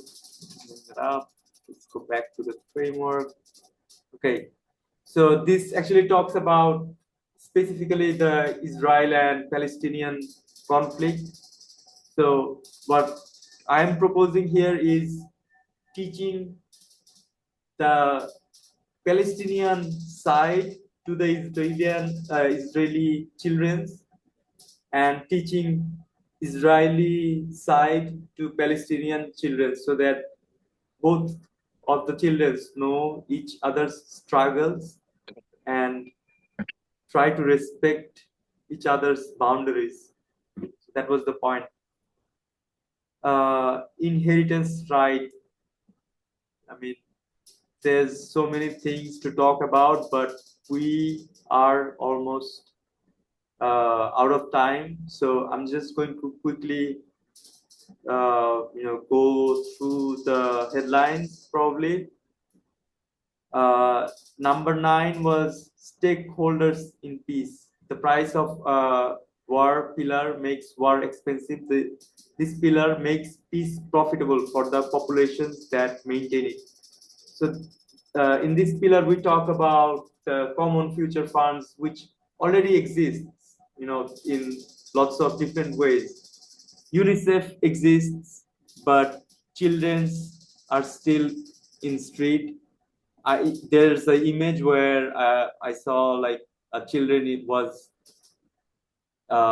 washing the tire of a UNICEF jeep, and that photo spoke 1,000 words without saying anything, like without anything, just the photo tells a lot.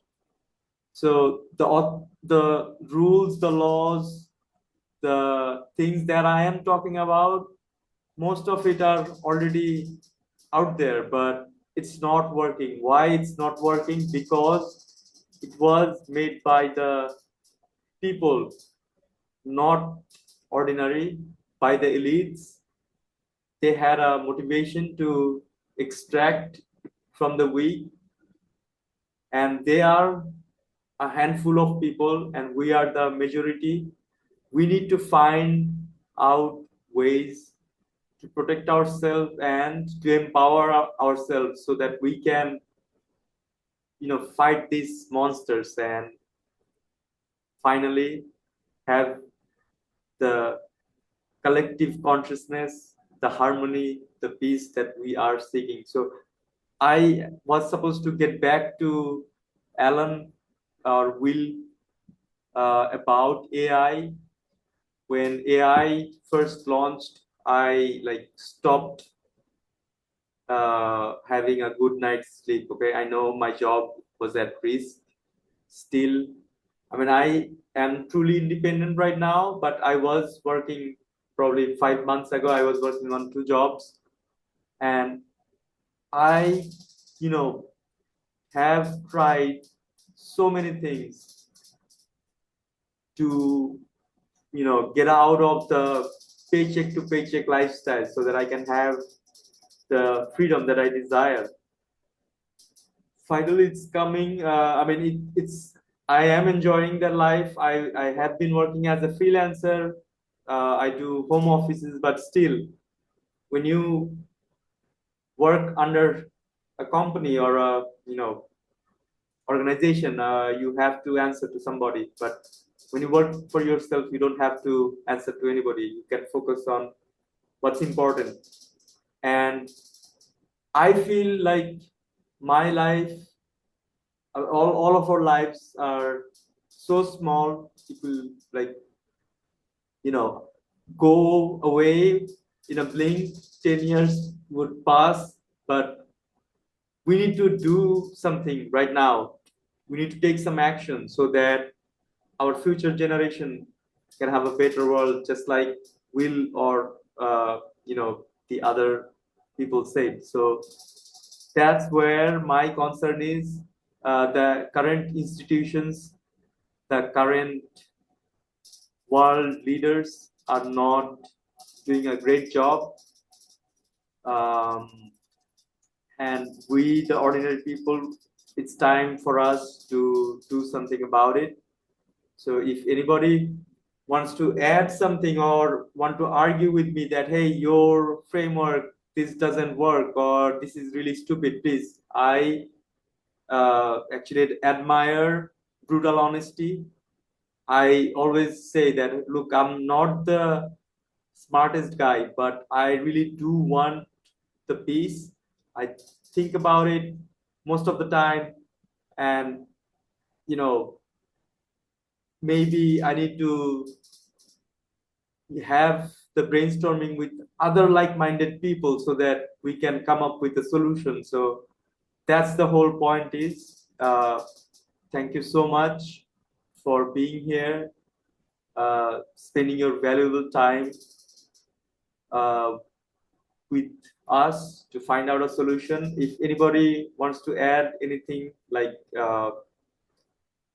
can give us a small action that we can take today, so that we can move towards peace, you can speak. Jackie, please. So Going to stop. everything is created 3 times. First, as an idea. Second, when you start to write it down. And the third time you create it into the world.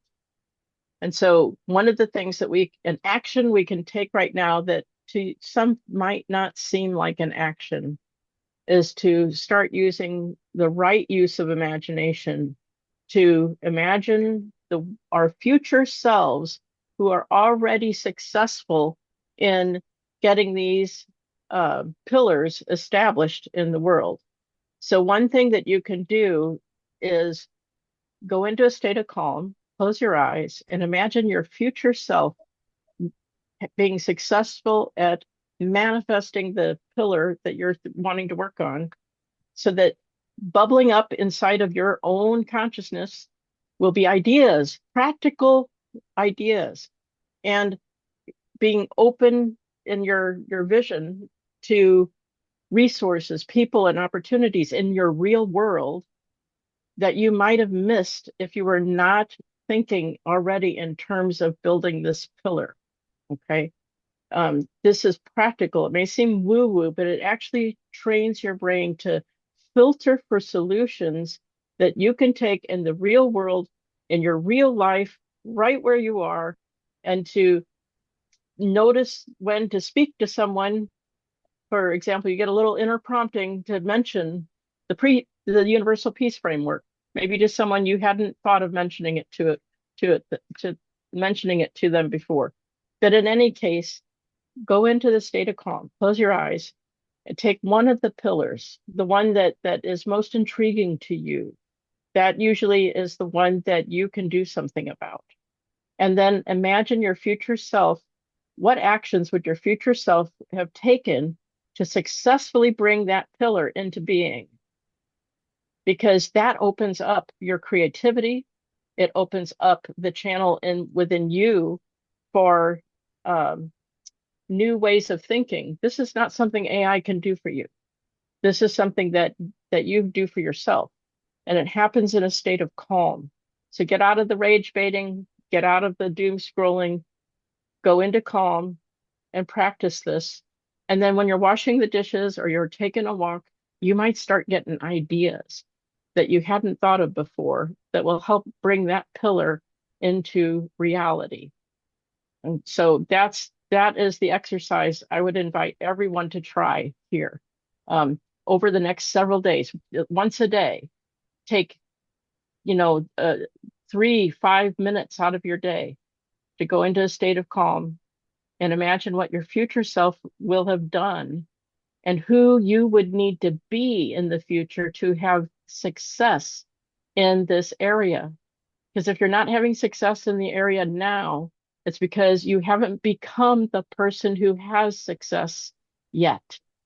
But there's a part of you, if you think about quantum physics, there's a timeline, there are multiple timelines, and the timeline that you're on, there's a future version of you that already knows and has accomplished this action that is yours to take. And that's the future self you're tuning into, because it will help guide you and pull you forward into that future instead of a future where you never got to achieve your goals. If you focus on, well, I don't have this and I don't have that support and I'm not making connections and I'm not able to get, out there what is mine to do. But even though I feel like it's strongly mine to do, if you stay focused on that, you'll get more of it because your mind will want to be right, that you're not successful, that you can't take care of yourself first, that you can't even um, get the bare necessities going so you can do the great thing in the world that you're here to do. Because your mind needs to be right. It's a predictor machine. It will make sure that everything stays familiar so that your mind can be right because it needs to predict everything accurately to keep you safe. So if you want to step out of the old results that you've been getting, you have to go into a state of calm and start giving your mind evidence and possibility for still being safe and calm in a new future where you're a new person that has that success and has made the impact on the world that you came here to make. So that's the exercise I want to give everyone. Okay, well, I am more interested in, finding out how we can start our own United Nations, or, I mean, this is just an example, and yeah, I can see Sharon's hand, please. Oh, I know we're a little past time, but I want to go before Jackie's because that's a great suggestion. But I say go to your own inner place and make a list of what it is you hold as values. What do you foundation your life on? That's where you start. And then look at those 4 that she gave us. What is being used to distract us? Those 4 can'ts, I'll say, and do those can'ts reflect your values? If they don't reflect your values, then you say to your mind, no. Every time that comes up, no, or rewrite it differently. Do those 2 steps. And then you are a pillar of yourself, your new life, that then you can look at this organization and say, does this organization and what this plan, does it represent my values? You've got to be in agreement with yourself and then in agreement with these values. And then you can say, if I'm in agreement with these values, if this is an organization I could align to, then which pillar then? And that's where you have the platform of not one action, not one possibility, but this, and our various skills come into play. So that's what I would want to say. Thank you so much for hosting this. Okay, Sharon, thank you so much. Bob, do you want to say something? Yeah, just that actually there's 9 people in this session right now, and I'm a little bit shocked that there was not a greater participation of lots of people logging into this Zoom call. But I guess we got to start somewhere, so there you are. But there were actually supposed to be lots of people, but we had very bad technical issues today. We couldn't go live, so I had to record it and then I have to put it everywhere. But I hope it will be as usual on next time. I don't know the time and date when we are going to do it, but I will definitely write an article and have a time buffer so that you have a week or 2 weeks so that you can prepare yourself to come in and share your thoughts and ideas. So I'm still like I feel like I am at that place right now, but you cannot start United Nations on your own, right? You need people from all around the world, at least one person who would agree to come and talk to you and exchange ideas and thoughts and talk about the problems that needs to be solved. I tried to bring the current wars, active conflicts a couple of times. I have spoken that a problem has been going on for more than 70 years, but we as a human species are failing to to solve that problem. And we need to put some of our thoughts. It's not just me. I cannot do it all alone. I mean, nobody cannot, solve this big problem alone. Okay, it needs to be solved by lots of people, lots of great minds who thinks alike and have confidence to, you know, push those ideas into actions so that it protects the ordinary people. So anyway, I think I should call it a day. Sochit will probably have something to say, but I'm not sure. I do. Go ahead. So Buckminster Fuller has been a big influence on me and us and different bodies of work and development that we have been in and working on for my whole life. And one of the things that Bucky reminded us about, first of all, he was bringing down into language that people could understand generalized principles. In other words, the natural laws that govern how things work, including in us. And in his question where he asked, how do we make the world work for 100% of humanity through spontaneous cooperation without causing ecological offense or the disadvantage of anyone? I want to point out that we right now are engaging in spontaneous cooperation. And when we start looking at our values personally and collectively, because there's layers to what I want to say. First is that we are already co-creating the experience of this being human on the planet right now. And when clearly those of us who are here are not content with what we have collectively created up until this point. I think it's safe for me to say that. And we're already operating on these four myths that Jackie pointed out. And one of the things that I see is I've heard this idea repeated a couple times by different people in the group, where it's been stated that ordinary people. And I sit with that phrase and I go, okay, when we're talking about ordinary people, what I hear that pointing to is that ordinary is tending to mean people in the false hierarchy of classism, sexism, racism, all of this stuff that we have. These are concepts that we've made up.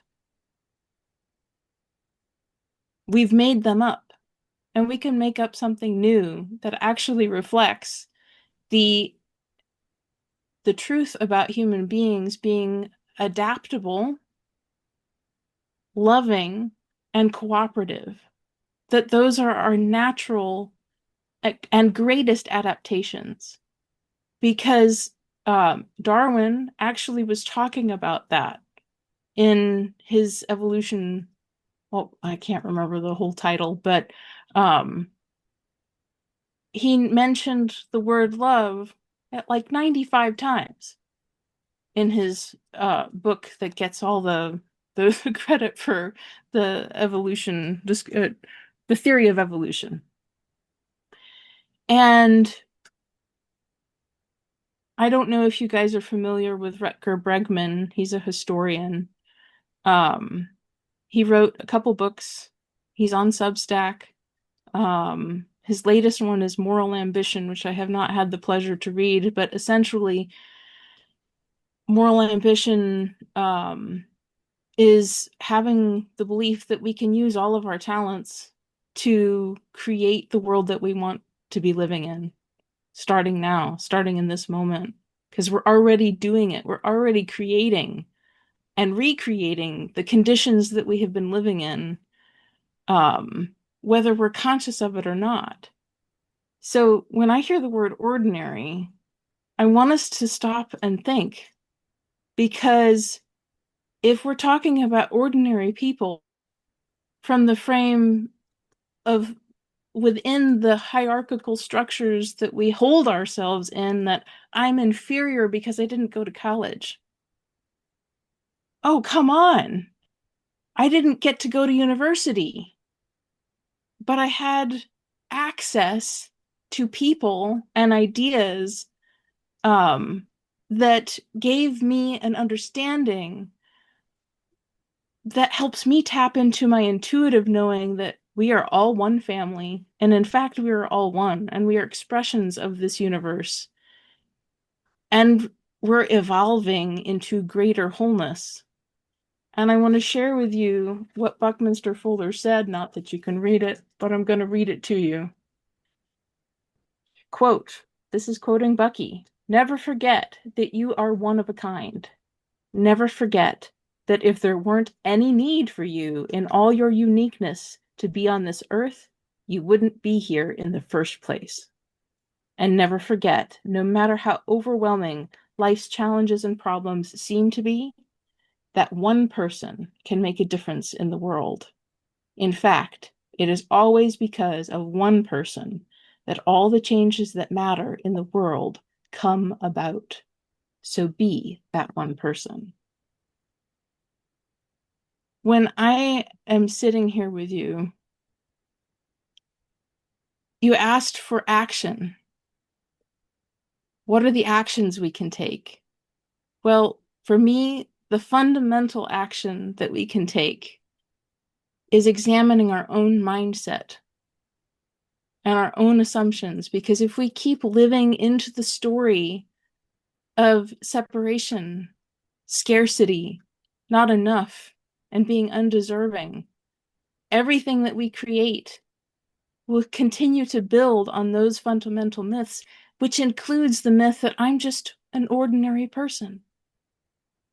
Ordinary? Sweetheart, you're an expression of the universe. Bucky was right. If the universe had no use for you and all your uniqueness, you wouldn't be here.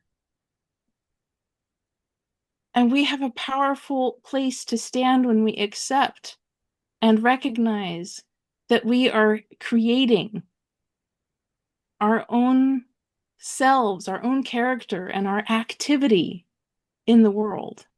So this spontaneous cooperation is just the beginning. As we continue to have this conversation and then build from the understandings of our inherent worth and dignity and unity.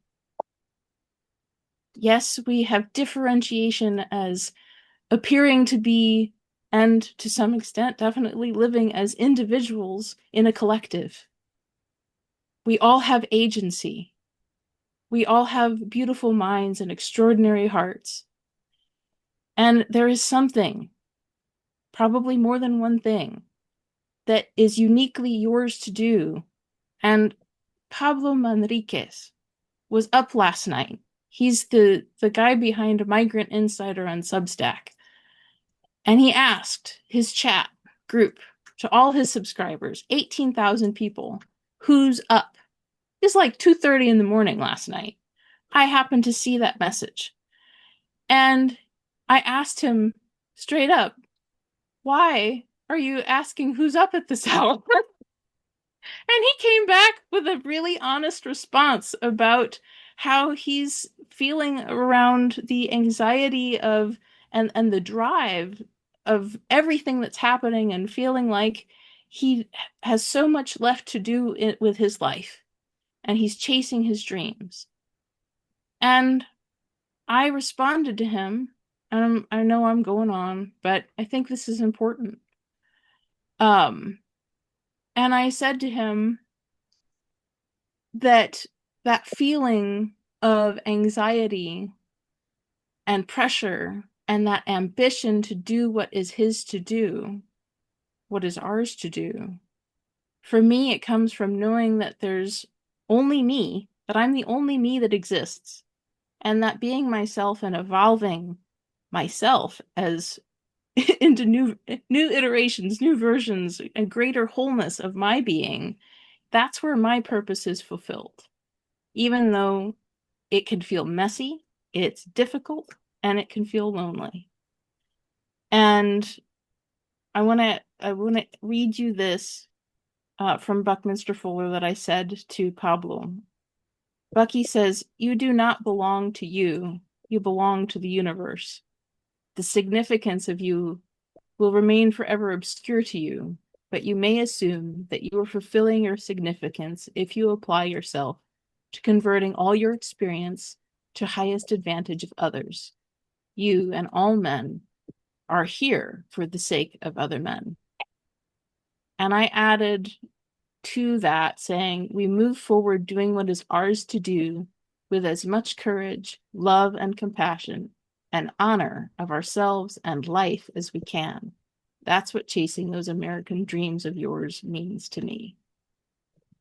So when we're talking about the things, what action we start from, it starts with recognizing our own value and shifting our mindset to be in alignment with seeing ourselves as valuable and having gifts to contribute. And through that, the spontaneous cooperation, like a conversation like this, we then build greater activity that's in alignment with honoring our inherent worth and dignity as individuals in this collective called humanity, on this planet called Earth, and all life that we are related to. There's a reason why Indigenous peoples say, "Thank you, all my relations," because it's recognizing that we are one and still distinct within that oneness. So I will stop there. Thank you very much. Thank you, Xochitl. That wasn't amazing, right? It was really amazing. Dawn, Patricia, do you want to add anything?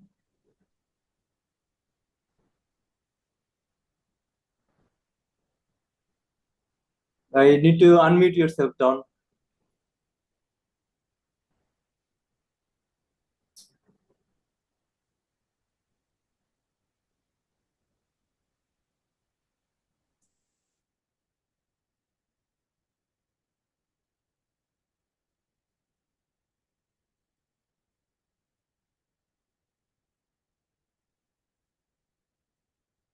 Okay.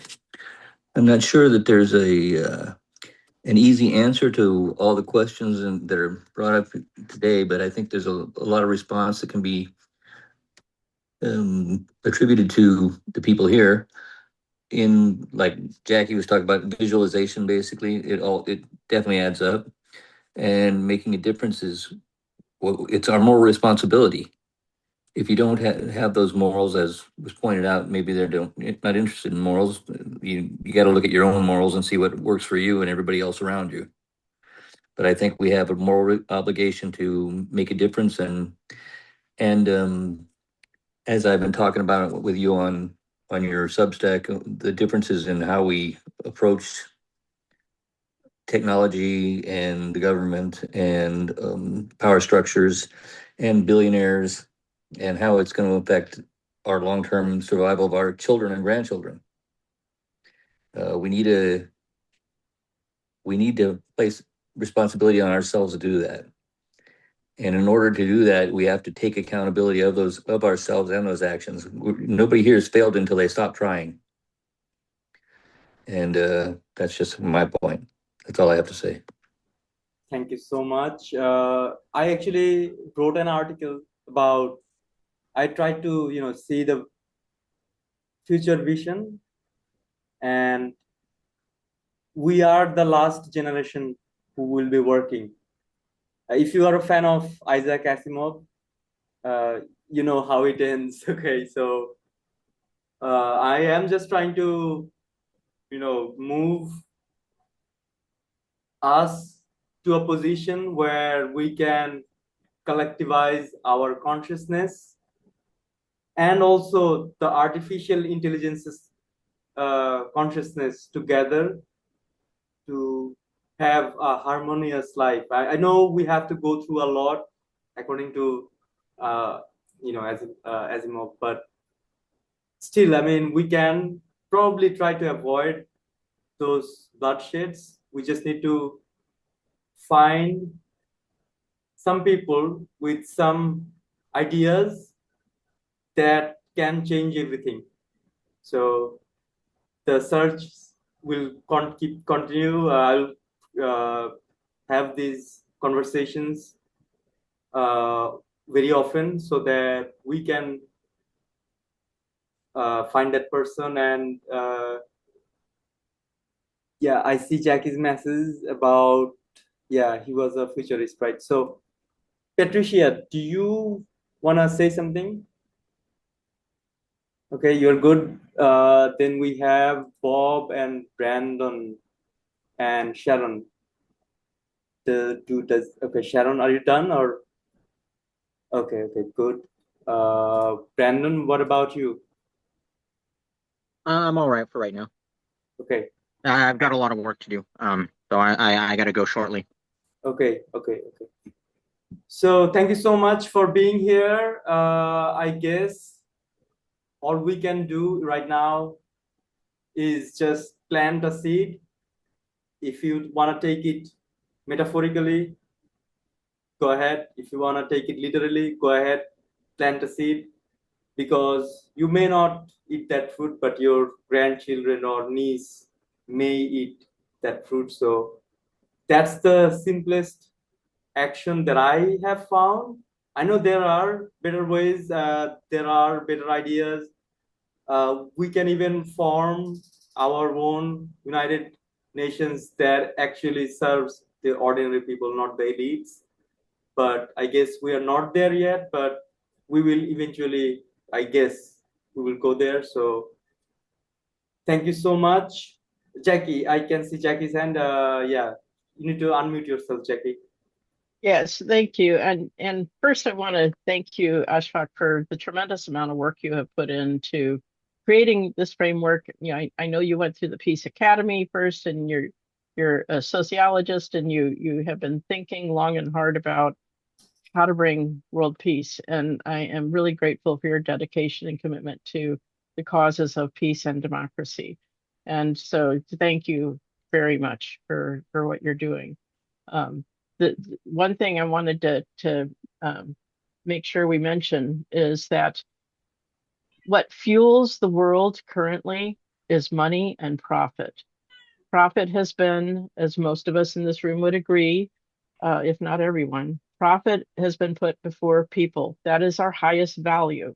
If you want to talk about needing to ignore morals, actually, the value of profit over people is driving everything. So, in all those pillars, I challenge you to think about the pillar that you focus on. How can you take fuel in the form of money away from the ones that are blocking that pillar from existing? Because I know that people we know uh, pushed off the social media platforms for talking about defunding the billionaire class and those Correct. who put profit over people. And I'm just going to say it, profit over people doesn't work.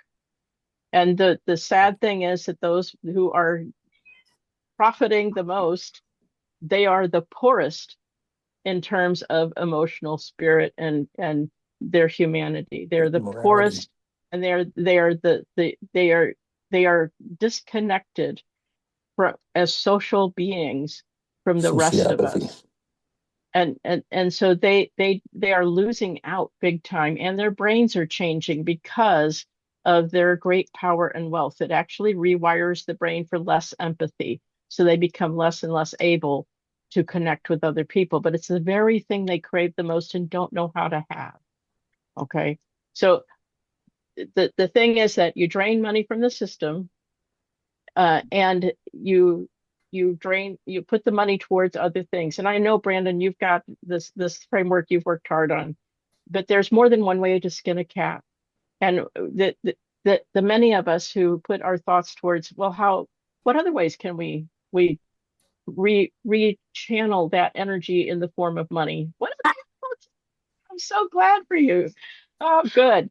Um, so but that's the thing, as you're thinking about the pillar that you want to focus on, how can you not just drain money from where it's been going, but how can you funnel money into right action that will make that pillar come into being and be stronger? Because that is part of the work, is making it practical and having the ideas grow corn. Like one of my teachers from a long time ago, he was a Ojibwa Chippewa medicine man, and he said, I'm not interested in your spirituality unless it grows corn. In other words, it has to have practical use in the world. And so that's what I'm about, is making sure that there's practical use for the ideas, and that they they manifest in ways that we can improve ourselves and the world. So drain the money, but don't just drain it, funnel it, channel it towards better causes or better ways of supporting the pillar that you want. All right. Thank you very much, Ashfaq. I am again very, very glad that you put this together for us, and really appreciate you. Thank you. Hey, Brandon. Yes, just a note on that. That's exactly what my framework is actually designed to do. It's designed to get that money from the billionaires and funnel it to the federal treasury in order to fund something like the peace equation without any kind of funding mechanism. I know, like, everybody's been talking about, all of the moral reasons why we should do this, but nobody's talking about a funding mechanism. That's what my framework is designed to do. Not everybody might like the way it's structured, but it's the only way that it will work, that it extracts the money from the billionaires, from the wealthy elite, to be put into something like the peace equation.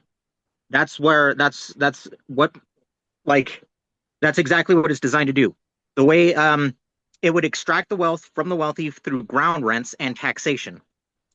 And then the money would, because right now the federal government is insolvent. They're $40 trillion in debt. There's no way any federal treasury on the planet would be able to. That's the pillar that I was focusing on, was the financial aspect. There's no federal treasury in the world that can dedicate 10% of it, 5 or 10% of its GDP right now. It's not feasible. My framework actually gives that opportunity to countries to actually be able to participate, whether they're a poor country or whether they're a wealthy country, doesn't matter. They can implement my framework. It's jurisdiction agnostic. Like I said, I've developed it for Nigeria, and I'm currently actively developing adaptations for Liberia, Iran, and as I've told Ashfaq, for Bangladesh, I'm developing adaptations for each socioeconomic jurisdiction. It utilizes the laws that they currently have in order to activate. It doesn't actually require any kind of federal laws, like changes in the laws. And yeah, that's what I wanted to focus on. Okay, thank you so much, Brandon. I would like to end it with one of my another framework, which is called poverty equation. And I want to just summarize the story for you, so that we don't have to sit long here. In probably 2009, there was a economist who wanted to find, how actually economy works in a deeper way, not in a textbook manner. So she did something unconventional, which is she went to remote village where there's no government, okay, no police force, no fire service, nothing. Government literally doesn't exist in there.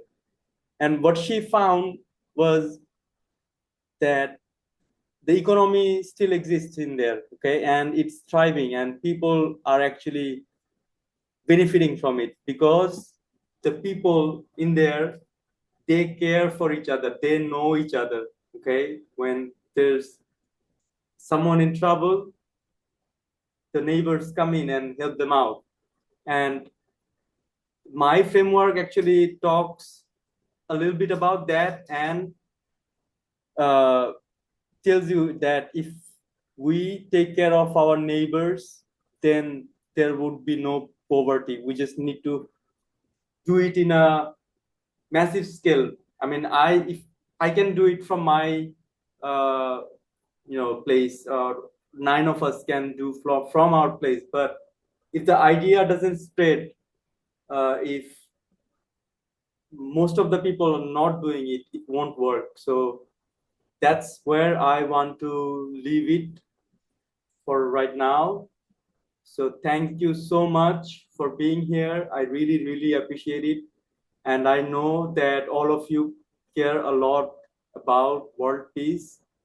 So we will find a way to achieve the world peace, the harmony that we are seeking. So Brandon, I can see your hand. Yes. One more thing before everybody goes. I have written an article that combines the NUPA framework with the peace equation. It's called the tensegrity fusion. It's on Substack. If you go to my my Can posts, you it's in the drop the list. link? Yes, I can link it. I'll put the link in the chat. Okay. So I just got to find it really quick. Right. It's here somewhere. Sorry, I'm on my phone, so it's really difficult. I don't even own a computer. Here we are. Okay. There's the link right there.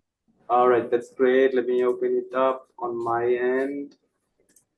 So thank you so much.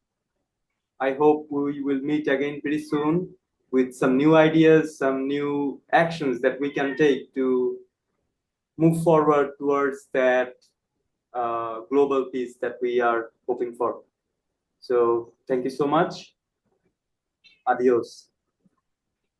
You. And my cat is saying meow. Yes. Meow. Okay. Bye-bye. Thank Beautiful you. kitty. Thank you, Thank everybody. you. Thank you, everyone. Okay. Thank you.